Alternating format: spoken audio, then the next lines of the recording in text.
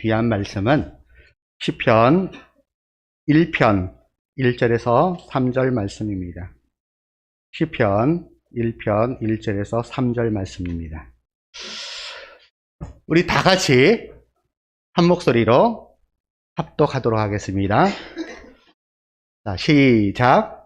복 있는 사람은 악인들의 꾀를 따르지 아니하며 죄인들의 길에 서지 아니하며 오만한 자들의 자리에 앉지 아니하고 오직 여호와의 율법을 즐거워하여 그의 율법을 주야로 묵상하는도다.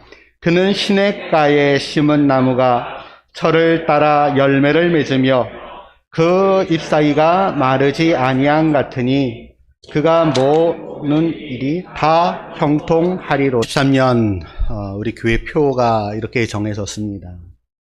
한번 크게 읽어볼까요? 시작. 우리는 행복한 사람입니다. 지금까지 여러분 행복하게 살아오셨습니까?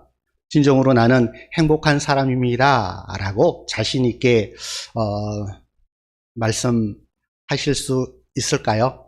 그렇지는 않죠. 때로는 나의 삶에 불행한 일이 닥치고 고난과 역경 가운데서는 왜 나에게 이런 불행을 주시는가 하며 불평불만하였던 우리의 모습을 볼 수 있습니다.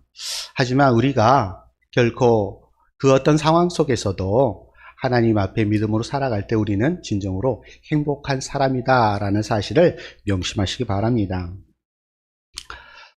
내 사전엔 불가능이란 없다라고 그렇게 외쳤던 한 사람이 있습니다.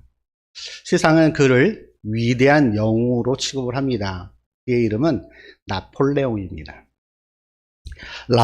나폴레옹이 어느 날 전장에 갔습니다. 전장에서 그 빗발치는 총알이 빗발치는 그 상황 속에 우연히 바닥을 쳐다보게 됐는데 그 바닥에 그동안 자신이 평소 보지 못하였던 그 무엇인가가 떨어져 있는 것을 보게 됩니다. 그리고 그는 허리를 숙여 그것을 만지게 됩니다. 그 순간 그의 머리 위로 총알들이 퍼붓습니다. 그는 그것을 주우려고 엎드렸을 때에 그 순간 그는 그 죽음의 위기를 넘기게 됩니다. 그리고 허리를 숙여 잡은 그것이 무엇이냐면 네잎 클로바였습니다.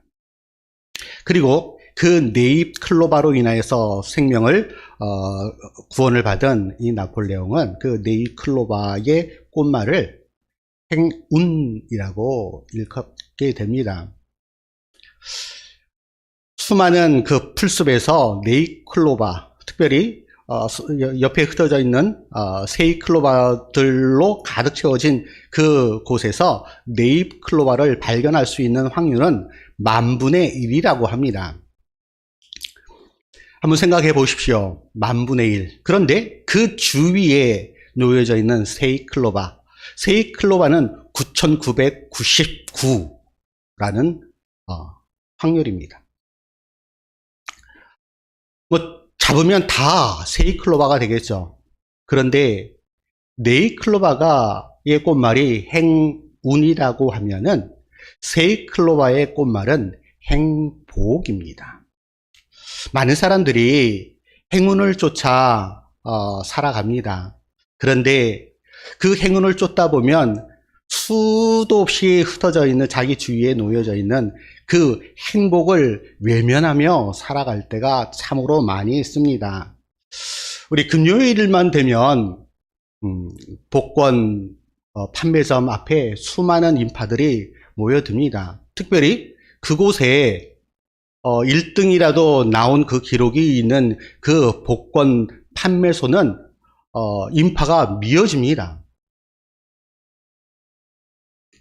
일확천금을 한 번에 그 행운을 잡기 위해서 수많은 사람들이 그렇게 복권 판매소를 찾아갑니다. 그리고 그곳에서 적게는 몇만 원, 많게는 수십만 원에 이르는 금액을 지불합니다. 행운을 찾기 위해서, 쟁취하기 위해서 그러한 희생. 그런데 한번 생각해 봅시다. 단돈 1만 원이면 만 원의 행복을 누릴 수가 있는데 많은 사람들은 그 행운을 쫓아 살아갑니다. 복권을 살 그 만 원을 가지고 과자를 사서 집으로 돌아가면 자신을 기다리고 있는 아내와 아이들과 함께 그 만 원의 행복을 누릴 수 있는데 수많은 사람들이 그렇지 않습니다. 어저께 우리 송 목사님 설교에서도 우리 유선 청년이 약 3만 원 정도의 중국 음식을 차려놓고도 그 가정이 행복하였다라고 그렇게 고백을 하는 것을 듣게 됩니다. 그렇습니다. 작은 곳에 행복은 있습니다. 작은 곳에.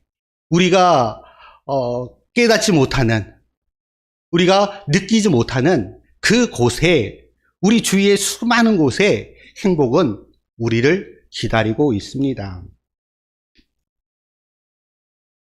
복하면 생각나는 사람이 두 명이 있습니다. 우리가 잘 아는 아브라함입니다. 그래서 복의 근원, 복의 통로를 이야기할 때 항상 아브라함을 이야기를 합니다. 하나님께서 아브라함에게 이렇게 말씀을 하시고 약속을 하십니다. 창세기 12장 1절 하반절에서 3절 말씀입니다. 내가 내게 보여주는 땅으로 가라. 내가 너로 큰 민족을 이루고 내게 복을 주어 내 이름을 창대하게 하려니 너는 복이 될지라. 너를 축복하는 자에게는 내가 복을 내리고 너를 저주하는 자에게는 내가 저주하리니 땅의 모든 족속이 너로 말미암아 복을 얻을 것이라 하신지라. 하나님께서 아브라함에게 약속하신 그 복, 이것을 요약을 하면 총 4가지가 됩니다. 첫 번째는 땅입니다. 땅. 하나님께서 젖과 굴이 흐르는 땅. 이스라엘 백성들이 영원토록 살아갈, 행복을 누리며 살아가야 할 그 땅. 두 번째는 자손입니다. 자손. 하늘의 별과 같이 바다의 모래알 같이 하나님께서 아브라함에게 자손을 주시겠다라고 말씀을 하십니다. 약속을 하십니다. 그리고 최종적으로 예수 그리스도를 통하여서 모든 자들에게 복을 허락하여 주십니다. 세 번째는 명성입니다. 이름을 날리는 것입니다. 명성. 우리가 나 스스로 이름을 높이고 나 스스로의 이름을 드러내고자 하면 분명 망신을 당할 때가 많이 있습니다. 다른 대상이 나를 높여줄 때 그때 나의 이름이 높아지는 것입니다. 그런데 하나님께서 아브라함에게 허락하여 주셨던 그 복은 하나님께서 높여주시겠다. 그 이름이 영원토록 하시겠다라는 그 약속의 말씀이었습니다. 네 번째는 관계입니다. 관계. 아브라함이 어떤 대상에게 축복을 하면은 그 축복이 그 사람에게 온전히 임할 것이다. 하지만 저주를 하게 되면 저주 받을 것이다. 마찬가지입니다. 우리 사람의 관계 속에서도 마찬가지입니다. 내가 비록 그 대상이 나의 원수라고 할지라도 내가 그를 향하여 축복할 때 그 축복이 그에게 임하지만 그가 축복을 받을 수 없는 대상이다라고 하면 그 축복은 나에게 돌아오게 되어 있습니다. 이렇듯이 사람과의 관계, 그리고 하나님과 우리와의 관계, 이것을 하나님께서 아브라함과 약속하십니다. 또 우리가 잘 아는 복을 받은 사람 중에 솔로몬이 있습니다. 솔로몬. 그런데 처음에는 하나님과 관계가 좋을 때, 하나님과 관계가 좋을 때는 하나님께서 땅과 자손과 명성, 이것을 하나님께서 크게 베풀어 주셨습니다. 그리고 그의 나라가 강성하게, 풍성하게, 부강하게 되는 그 역사들을 경험하게 되었습니다. 그러나 솔로몬이 그의 말년에는 하나님과의 그 관계가 굉장히 소홀하게 됩니다. 그리고 그는 그의 말년에 이렇게 고백을 하게 됩니다. 전도자, 여기서 전도자는 솔로몬입니다. 솔로몬. 전도자가 이르되 헛되고 헛되며 헛되고 헛되니 모든 것이 헛되다. 그가 인생을 살고 난 이후에 그의 말년에 고백이 이렇습니다. 모든 것이 헛되다. 또 이렇게 고백을 합니다. 내가 생각해 본즉 내 손으로 한 모든 일과 내가 수고한 모든 것이 헛되어 바람을 잡는 것이며 해 아래에서 무익한 것이다. 하나님과의 관계가 끊어지게 되면 모든 것이 헛될 수밖에 없습니다. 모든 축복이 출발점이 하나님과 관계로부터 시작이 됩니다. 모든 축복들이 하나님과의 관계 속에서 이루어지게 되어 있습니다. 많은 사람들이 이렇게 생각하죠. 복하면은 물질, 명성, 권력. 결코 이것이 나쁜 것은 아닙니다. 우리가 성경에서 신약에 보면 바울은 돈은 만하게 아끼다라고 그렇게 이야기를 하는데 결코 그렇지 않습니다. 돈이나 권력이나 명예 이런 거는 어떻게 보면 가치 중립적입니다. 가치 중립적인 것은 그것을 사용하는 사람이 어떻게 사용하느냐에 따라서 가치가 좋을 수도 있고 나쁠 수도 있다. 그래서 가치 중립적이다라고 이야기를 합니다. 돈, 물질. 어떤 이들은 그 물질을 하나님의 영광을 위해서, 교회 부흥을 위해서, 그리고 많은 사람들을 섬기는 곳에 사용을 합니다. 그러면 그 물질은 어떻습니까? 선하게 사용되어진 것입니다. 하지만 그 물질을 가지고 자기의 허세를 드러내며 수많은 사람들의 위에서 군림하고자 하는 곳에 쓰여진다면, 자기의 배를 불리는 것에 사용한다면 그 물질은 어떻습니까? 그것은 악이 되는 것입니다. 권력도 마찬가지입니다. 그 권력을 가지고 많은 사람들을 섬길 수 있고 그 권력을 통하여서 여러 가지 선한 일들을 해 나갈 수 있는 그러한 선한 능력으로 발휘되어진다면 그 권력은 선한 것입니다. 하지만 그 권력이 다른 사람들을 지배하고 다른 사람들을 짓밟는 데 사용되어진다면 결코 그 권력은 선한 것이 아니라 악한 것입니다. 그렇기에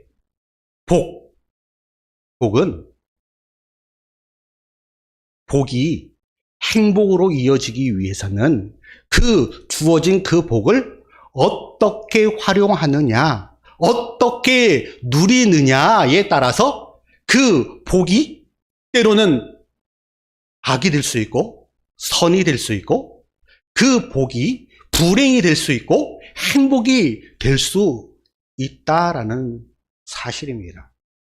우리 성경에 부자 청년이 나옵니다. 그런 구원을 얻기 위해서 어떻게 해야 할지 우리 주님께 물어봅니다.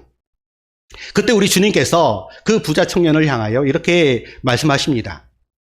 너가 가진 그 모든 재산들을 다 다른 사람들에게 나눠주고 그 후에 나를 따르라. 그랬더니 그 청년이 고민이 깊어집니다. 그리고 슬픈 기색을 하고 예수님을 등지고 돌아갑니다. 그에게 있어서 그가 가진 그 부는, 그 물질은 예수님께 나아가는 것에 걸림돌이요, 방해가 되는 것입니다.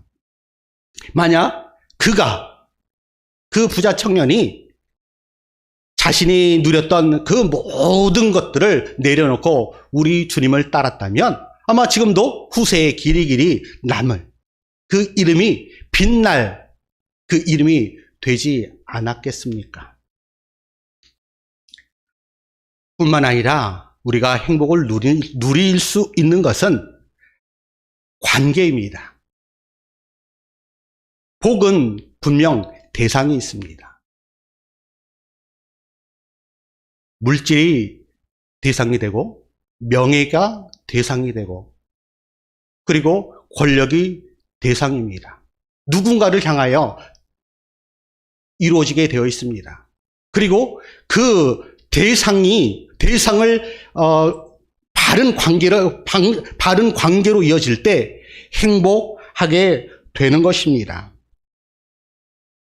아까 우리가 살펴보았던 전도자, 헛되고 헛되며 헛되고 헛되니 모든 것이 헛되도다라고 고백하였던 솔로몬의 그 고백에서 여기서 헛되다라는 것은 쉽게 사라지는 숨입니다.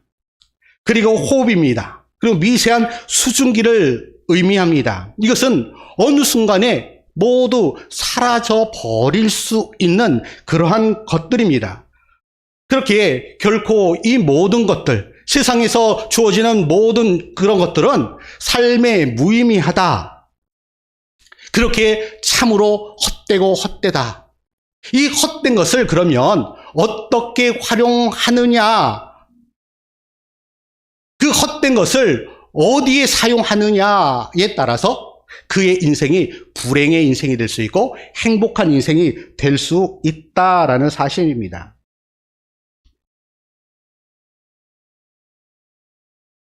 오늘 본문 말씀에 보면은 복 있는 사람은 1절에 복 있는 사람은 악인들의 꾀를 따르지 아니하며 죄인들의 길에 서지 아니하며 오만한 자들의 자리에 앉지 아니하고 라고 말씀하고 있습니다. 아까도 말씀드렸다시피 아브라함이 받은 그 축복은 여러 축복들이 받았지만 가장 중요한 것, 가장 핵심적인 건 무엇이냐면 관계였습니다. 그래서 제가 빨간 글씨로 이렇게 표시해 두었습니다. 고대 이스라엘에서 뭐 여러 가지 누리는 그 다산, 아이들을 많이 낳는 거, 그리고 오래 사는 거, 장수, 이거는 큰 축복이었습니다. 지금도 우리가 뭐 부를 누리고 다산하고 오래 사는 거는 인생에서 중요한 가치이기도 합니다. 하지만 그것들이 우리에게 행복을 가져다 준다라고 할 수는 결코 없습니다. 또한 이러한 복을 아쉬움 없이 받는 복을 우리가 아쉬움 없이 복을 받았지만 누릴 복을 받지 않았다면 그것이 어찌 보면 받지 아니하는 것보다도 더 불행일 수가 있습니다. 많은 사람들은, 어떤 사람들은 큰 부와 큰 명성을 받았지만 그 부와 명성을 마음껏 자기를 위해서 사용함으로 인하여서 큰 불행에 봉착하는 경우를 우리 많이 보게 됩니다. 그렇기에 그가 받은 그 복이 그에게 불행이 될 수 있다라는 사실입니다. 관계. 1절에서 복 있는 사람은, 여기서 복 있는 사람은 행복한 사람입니다. 단지 물질적이고 어떤 명예적이고 어떤 권력이 주어지는 그러한 복이 아니라 그 받은 복을 마음껏 누리는 복을 누리는 사람입니다. 그러면 그 복을 누리는 행복한 사람은 어떠한 사람인가 하면 바로 악인들, 죄인들, 오만한 자들과의 그 관계를 끊어내는 사람. 그래서 1절은 악인들의 꾀를 따르지 않고 악인들은 자신의 꾀, 자신의 생각, 자신의 의지를 따라 살아가는 사람입니다. 그런 사람들과 과감하게 그들의 관계를 끊어내는 것 뿐만 아니라 죄인들의 길에 서지 않는 것. 죄인들이 가는 그 길은 사망의 길입니다. 죽음의 길입니다. 그런데 그들과 그 길을 함께 간다라는 것은 그가 반드시 죽을 수밖에 없는 존재이다는 사실입니다. 그렇게 죽음을 향하여 사망을 향하여 달려가는 죄인들의 그 길에서 벗어나 생명의 길을 향하여 나아가는 그 사람이 행복한 사람이다. 죄인들과의 그 관계를 완전히 끊어내는 사람, 그 사람이 바로 행복한 사람이다라는 사실입니다. 뿐만 아니라 오만한 자들의 자리에 앉지 아니하고, 오만한 자들, 자신이 잘났다, 자신의 능력 많다, 자신이 돈이 많다, 자신이 권력이 많다 하여서 다른 사람들을 우습게 생각하여 자신이 오만하게 생각하는 그 사람들과 함께 하지 말아야 된다. 그들과의 관계를 다 온전하게 끊어내야 된다라는 사실입니다. 그 사람이 행복한 사람이다라는 것입니다. 그 사람이 복을 누리며 살아가는 사람이다라는 사실입니다. 그렇기에 복 있는 사람은 이런 사람들과의 관계를 선하게, 아름답게 만들어 가는 사람, 그 사람이 행복한 사람이다라는 사실입니다. 2절에 보니까 오직 여호와의 율법을 즐거워하여 그의 율법을 주야로 묵상하는도다. 여기서 여호와의 율법 하면 하나님의 말씀입니다. 하나님의 말씀, 사람과의 관계, 악한 사람과의 그 관계를 끊어내고 하나님과의 관계를 선하고 아름답게 만들어가는 사람, 그 사람이 행복한 사람이에요. 그런데 그 사람이 어떤 사람이냐면 여호와의 율법을 즐거워하는 사람이 됩니다. 여호와의 말씀을 날마다 묵상하는 사람, 그 사람이 진정으로 행복한 사람이다라고 말씀을 하고 있는 것입니다. 하나님의 말씀을 통해서만이 우리가 하나님의 음성을 들을 수가 있습니다. 말씀이 없게 되면, 하나님의 말씀이 없게 되면 자신의 소리만 들리게 되어 있습니다. 내 소리만 커집니다. 하나님의 그 음성을 듣지 못하게 되면 내 소리만 나오게 되어 있습니다. 또한 그것이 나의 소리가, 그리고 주위에서 울리는 그 소리가 때로는 하나님의 소리처럼 왜곡되이 들려지게 됩니다. 그렇기에 우리가 하나님의 말씀을 통하여서 하나님의 관계가 아름답게 만들어질 때 그 사람이 진정으로 행복한 사람이 되는 것입니다. 그렇게 되면 어떠한 일들이 이루어질까요? 3절입니다. 그는 시냇가에 심은 나무가 철을 따라 열매를 맺으며 그 잎사귀가 마르지 아니함 같으니 그가 하는 모든 일이 다 형통하리로다. 하나님의 말씀을 듣고 그 말씀을 따라 살아가는 사람, 그 사람은 행복한 사람이래요. 그리고 그 행복한 사람은 시냇가에 심은 나무 같다라고 이야기합니다. 즉 하나님의 말씀, 하나님이 살아 역사하시는 그곳이 바로 시냇가래요. 그리고 그 시냇가에 심은 나무가 어떤 사람이냐면 바로 하나님의 말씀을 따라 하나님의 말씀 앞에 순종하며 살아가는 그 사람이 바로 시냇가에 심은 나무. 어떤 일이 펼쳐집니까? 철을 따라 열매를 맺으며 열매를 맺게 된답니다. 하나님께서 주시는 그 열매는 풍성합니다. 풍성합니다. 차고 넘칩니다. 철을 따라 하나님의 때에 하나님께서 하나님의 방법으로 철을 따라 우리에게 우리가 받아 누릴 수 있는 바로 그때에 하나님께서는 열매를 맺게 하신답니다. 그리고 그 잎사귀가 마르지 않는다고 합니다. 하나님 안에 하나님의 관계 속에서 하나님께서 주시는 그 복을 마음껏 누리는 그 행복한 사람은 바로 철을 따라 열매를 맺고 그 잎사귀가 그 어떤 상황 속에서도 마르지 않는다고 합니다. 우리는 이것을 뭐라고 이야기를 합니까? 모든 일이 다 형통하다라고 이야기를 합니다. 행복한 사람은 하나님 때문에 하나님으로 말미암아서 하나님의 말씀으로 인하여서 형통의 삶을 살아갈 수 있게 된다라는 그러한 말씀입니다. 어저께 우리 송 목사님께서도 말씀하셨다시피 요셉은 하나님으로 말미암아 그가 형통하였고 그로 말미암아 주위의 많은 사람들이 그로 말미암아 형통을 누릴 수 있게 되었다라는 사실이에요. 그렇게 요셉은 하나님과의 그 관계 속에서 그리고 사람과의 그 관계 속에서 복이 되어서 그 복을 세상 많은 사람들에게 나누어 주고 함께 형통을 누렸던 사람이었던 것입니다. 그렇게 요셉은 참으로 행복한 사람입니다.